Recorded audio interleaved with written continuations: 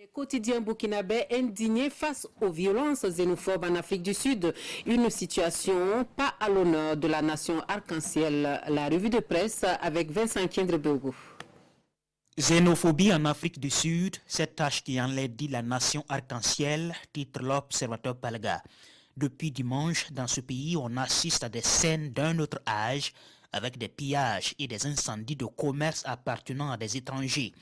Et le journal se désole du manque de fermeté des autorités sud-africaines qui font la politique de l'autruche face aux violences qui ont occasionné des morts.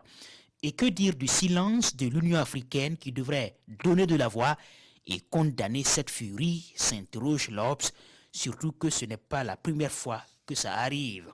Pour le pays, c'est une insulte à la mémoire de Madiba, le pays qui rappelle que pareils événements s'étaient produits en 2008 avec une soixantaine de morts à la clé.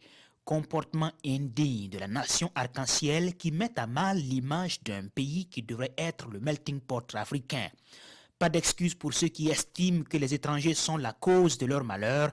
Ils devraient plutôt se demander s'ils ont fait eux-mêmes les efforts nécessaires pour gagner leur vie, écrit le pays. Madiba doit se retourner dans sa tombe, renchérit aujourd'hui au Faso. Les compatriotes de Cyril Ramaphosa ont trouvé un salace raccourci pour expliquer leur incapacité à faire face à la crise économique. Des bandes criminelles dissimulées dans les rangs des vandalistes surfent sur la vague xénophobe pour gorger leurs affaires inavouables.